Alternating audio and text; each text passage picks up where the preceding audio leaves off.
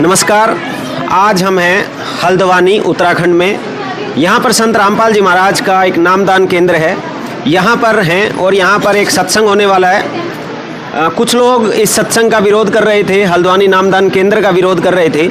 इस बीच संत रामपाल जी महाराज के काफ़ी श्रद्धालु यहाँ नामदान केंद्र पर पहुँचे हैं। तो चलिए उनसे जानते हैं उनके अनुभव, यहाँ पर क्यों आए हैं और विरोध का क्या कारण है, क्या क्या सिचुएशंस हल्द्वानी में चल रही हैं, वो सारी जानकारी हम यहाँ से लेंगे। नमस्कार जी। सत्साई जी। क्या नाम है आपका, कहाँ से आए हैं आप? मेरा नाम रीता दासी है, रामनगर उत्तराखंड से आई हूँ, बाजपुर से। तो सबसे पहले तो आप ये बताइए कि संत रामपाल जी महाराज से आप कब जुड़े? हम संत रामपाल जी महाराज से 2013 में जुड़े थे, बरवाला आश्रम में। तो लगभग 12 साल आपको संत रामपाल जी से जुड़े हो गए हैं। तो श्रद्धालुओं को कैसे अनुभव होते हैं संत रामपाल जी महाराज से जुड़ने के बाद, वो थोड़ा बताइए हमारे को। हमारे संत रामपाल जी महाराज, जैसे हम शुरू में उनकी बुक लिए थे, हमको मिली थी, तो परमात्मा सभी देवताओं की भक्ति हमें सच्चे और शास्त्रों के ज्ञान के आधार पर बताते हैं सच्चाई कि ब्रह्मा विष्णु शिव इनके माता पिता कौन है, सृष्टि कैसे रची गई और ये कैसे काल के जाल में हम फंसे, सतलोक से कैसे आए। तो गुरुजी उनके बारे में पूरा ज्ञान समझाते हैं। उस ज्ञान को समझ कर ही हम मालिक की शरण में आए थे। और यहाँ पर एक गुरुजी की दया से यहाँ पर किसी भी चीज़ का कोई कभी वो चार्ज भी नहीं लिया जाता, ना यहाँ पर कोई वैसी कोई चीज़ है। और यहाँ पर कोई वैसे कभी आज तक हानि हमें हुई नहीं है मालिक से जुड़ने के बाद। और जितने हमें दुख थे, कुछ भी बाधा थी, वो सारी खत्म हो गई मालिक से नाम दीक्षा लेने के बाद। तो जैसे संत रामपाल जी हरियाणा बेस्ड हैं, हरियाणा से लिंक रखते हैं, आप उत्तराखंड से हैं और उत्तराखंड को ऐसा बताया जाता है कि ये देवी देवताओं की भूमि है। तो फिर ऐसा क्या रहा कि आपको उत्तराखंड से हरियाणा जाना पड़ा संत रामपाल जी महाराज के पास? सर, मैं आपको पहले सीधा बताते कि मैं पंजाबी हूँ और हम गुरु ग्रंथ साहिब को ज़्यादा मानते हैं और उनका ज़्यादा सम्मान आदर वही किया करते थे जो हमारे पंजाबी में दिया जाता था ज्ञान, और वैसे ही करते थे भक्ति भी, और हिंदू धर्म के अनुसार भी भक्ति करते थे। तो जब गुरुजी ने सभी शास्त्र खोल कर दिखाए, उनकी पुस्तक पढ़ी थी हमने ज्ञान गंगा, उनके सत्संग सुने, तो उन्होंने गुरु ग्रंथ से भी सारे प्रमाणित करके बताया है कि कबीर साहब भगवान हैं। और उनके सारे प्रमाणों को देखकर जो सब हमने गुरु ग्रंथ से भी मिलान किया, उसके बाद हम गुरुजी की शरण में आए और वहाँ से नाम दीक्षा ली। तो आपको कोई लाभ भी हुए जैसे अनुभव संत रामपाल जी से जुड़ने के बाद? हाँ जी, बहुत ज़्यादा लाभ है। पहला तो हमें सच्चे भगवान मिल गए, परमात्मा मिल गए जिनके पास हमने सतलोक में जाना है। और दूसरा ये कि हमें बहुत सारे रोग भी थे, दुख कलेश भी थे, हमारे बच्चे बीमार रहते थे, हम भी बीमार थे। मैं खुद हार्ट पेशेंट हूँ और मुझे भी हार्ट की 2 बार अटैक भी हो चुका था।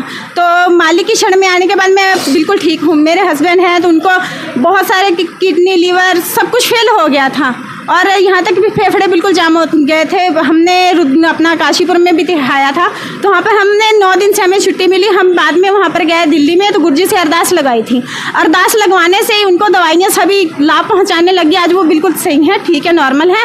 और बच्चे थे, बच्चे की तबीयत खराब रहती थी, अब वो भी ठीक है। तो संत रामपाल जी से जुड़ने के बाद वो बिल्कुल आपका परिवार जो है वो सुखी हो गया? हाँ जी, बिल्कुल ठीक ठाक है। नमस्कार जी। नमस्कार। आपका क्या नाम है और आप कहाँ के रहने वाले हैं? मेरा नाम रश्मि दासी, मैं बाजपुर से हूँ, उत्तराखंड से। तो ये बताइए कि संत रामपाल जी से आप क्यों जुड़े, कैसे जुड़े? संत रामपाल जी महाराज जी से हम अपने दुखों की वजह से, क्योंकि लाइफ में बहुत ज़्यादा कष्ट फेस कर रहे थे, वो सारी उपासनाएं करने के बाद भी लाभ नहीं हो रहा था, परेशानियां बढ़ती जा रही थी। इस वजह से हम संत रामपाल जी महाराज से जुड़े।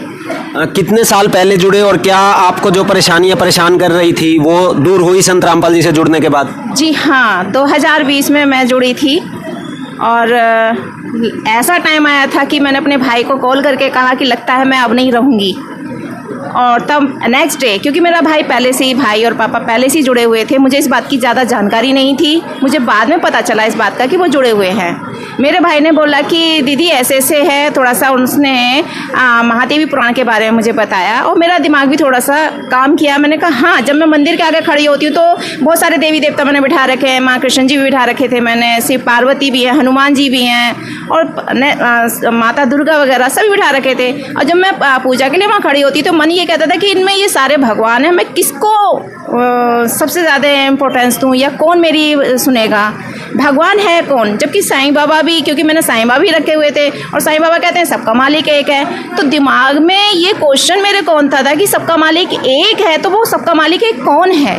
तो क्या संत रामपाल जी से जुड़ने के बाद आपको पता चला वो कौन है? जी हाँ, उनके सत्संग सुनने के बाद मुझे पता चला कि वो सबका मालिक कबीर परमात्मा हैं।